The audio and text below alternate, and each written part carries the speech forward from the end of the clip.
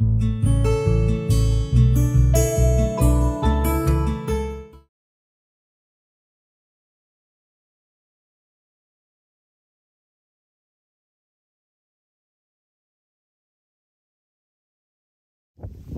dobry moi kochani.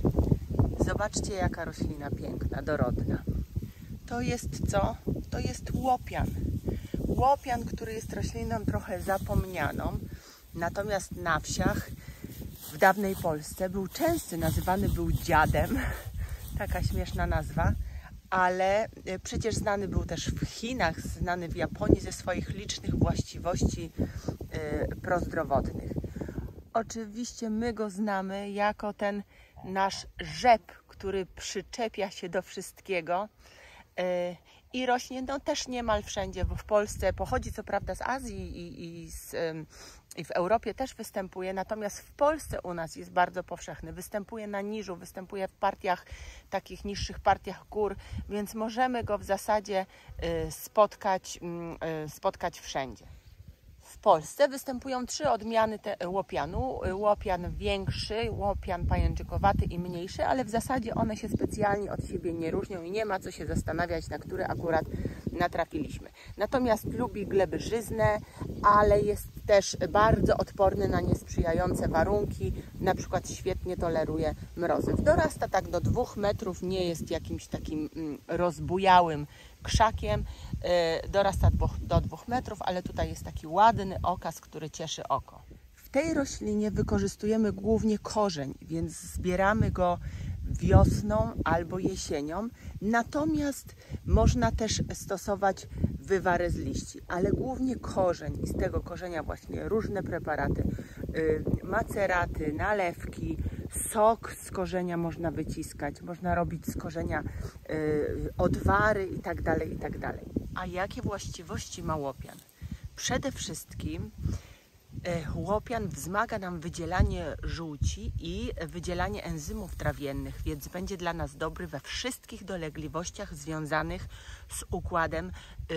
z układem pokarmowym. Ma też w sobie inulinę, czyli ten związek, który ma również na przykład mniszek lekarski w korzeniu, a który pomaga nam walczyć z cukrzycą, więc o tyle jest bardzo ważny. Ma też lignany, które działają przeciwzapalnie, więc we wszystkich schorzeniach o podłożu zapalnym, również w takich schorzeniach reumatycznych, będzie wskazany i będzie naszym sojusznikiem w leczeniu. Łopian zawiera w sobie też duże ilości poliacetylenu, w związku z tym jest takim roślinnym, ziołowym antybiotykiem i możemy go też stosować we wszystkich chorobach właśnie takich, gdzie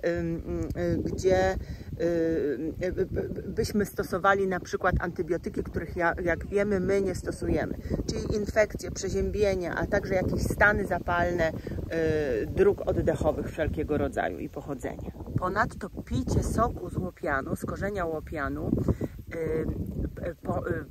działa diuretycznie, czyli wzmaga wydzielanie moczu, co znaczy, że łopian będzie nam pomagał również w oczyszczaniu organizmu ze wszystkich toksyn. Działa też napotnie, więc tą drogą też będzie nasz organizm oczyszczał się ze wszystkich zanieczyszczeń i ze wszystkich toksyn, które w sobie kumuluje. Oprócz tego antyzapalnego działania ma też działanie przeciwbólowe, więc w dawnej medycynie stosowany był i przykładany korzeń łopianu na wszelkiego rodzaju zwichnięcia, złamania, bóle właśnie kończyn. I tak był też stosowany. A jak możemy stosować łopian? Możemy sobie nazbierać korzeń, wycisnąć sok i potem stosować go na przykład 4 razy dziennie, ale w takiej nie ilości bardzo dużej, no powiedzmy 50-60 kropel możemy zażywać. Ale ten korzeń i liście, moi kochani, możemy też po prostu tak sobie zjadać. Możemy wykorzystywać liście na przykład do sałatek. Nic nie stoi na przeszkodzie. I wtedy będziemy mieć również w sałatce roślinę, która pomoże nam i wyleczy nas z wielu dolegliwości. I wreszcie łopian jest doskonałym kosmetykiem dla naszej skóry i włosów. I tutaj można stosować olej łopianowy, który jest dostępny w różnych sklepach zielarskich i w różnych aptekach. To sobie możemy takim olejem smarować skórę głowy na przykład. ale ja myślę, że jak sami zrobimy wywar z korzenia, czy nawet wywar z liści i do płukania włosów, do przemywania skóry, także takiej z problemami trądzikowej, będziemy go używać, to na pewno nie zaszkodzi, a może nam tylko pomóc, kochani. I takie liście łopianu możemy sobie również dodać do kąpieli, jeżeli mamy jakieś problemy ze skórą, jeżeli mamy egzemy, wypryski, czy jakąś skórę taką przesuszoną, bo on też świetnie nawilża. Możemy sobie zrobić napar z liści, czy odwar z korzeni i po prostu wlać sobie do wanny i zrobić sobie taką relaksującą kąpiel, która ukoi nie tylko nasze zmysły, ale i nasze ciało.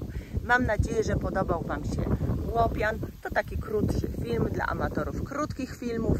Ja znalazłam go tutaj na spacerze przy drodze, więc w lesie go nie ma jakoś. On preferuje właśnie takie skraje dróg i pola. Zaraz Wam pokażę jeszcze, jaką gęstwinę znalazłam dalej, to już przy samej drodze. No właśnie to Wam chciałam pokazać. Zobaczcie, jakie tutaj są piękne okazy tego łopianu. Patrzcie, to się wszystko ciągnie tutaj. Ciągnie się, ciągnie. Tu już się zaczyna bylica. Ale jaki łopian. No prawda, że dużo go? Natomiast my z Dolarkiem idziemy dalej. Ściskamy Was mocno i pa, pa.